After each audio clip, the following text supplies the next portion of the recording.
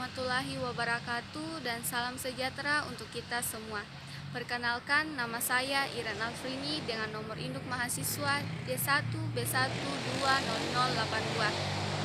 Saya mahasiswa semester 1 dengan program studi S1 Farmasi, Universitas Megareski Makassar. Di sini saya akan memaparkan materi tentang sistem periodik unsur. Sistem periodik unsur yang pertama, perkembangan sistem periodik unsur.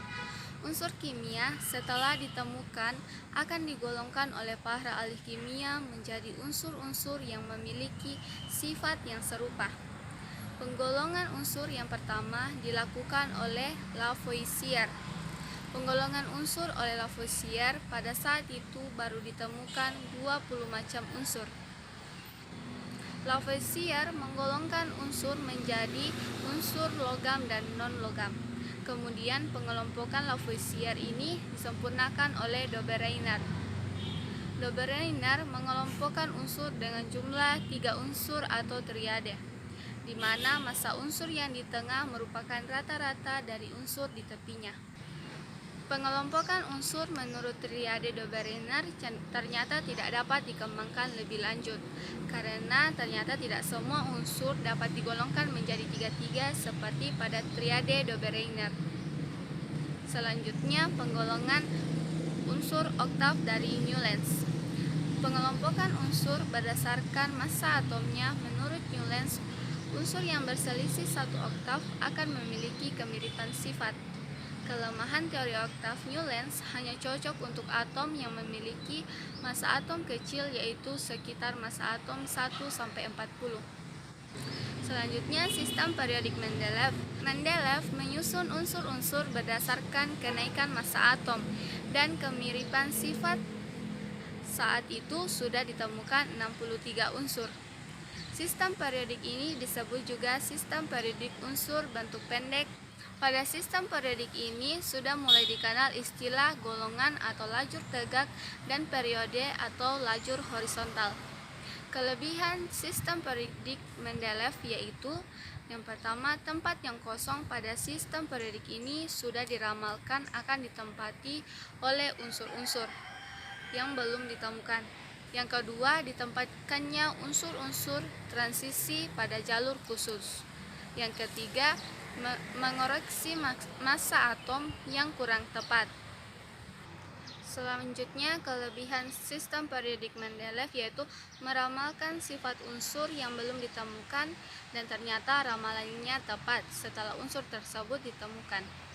Kelemahan sistem periodik Mendeleev yaitu panjang periode tidak sama. Yang kedua, beberapa unsur tersusun dengan urutan yang terbalik atau massa atomnya tidak naik tetapi turun. Kelemahan sistem periodik Mendeleev selanjutnya yaitu unsur golongan lantanida ditempatkan dalam satu kotak yang berisi lebih satu unsur. Selanjutnya, sistem periodik modern. Sistem periodik ini dikemukakan oleh Moseley dan disusun berdasarkan kenaikan nomor atom. Pada sistem ini, golongan terbagi menjadi 2, yaitu golongan utama dan golongan transisi.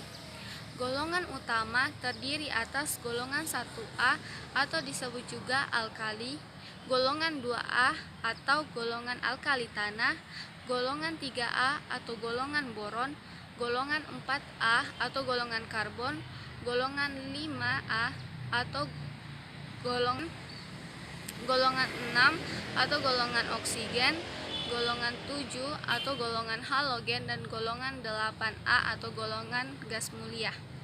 Golongan transisi terbagi menjadi blok D dan blok F. Blok D terdiri atas golongan 1B sampai 8B. Blok F atau transisi dalam terdiri atas lantanida dan aktinida. Selanjutnya, sifat keperiodikan unsur. Yang pertama, jari-jari atom, yaitu jarak dari inti atom ke orbital yang paling luar.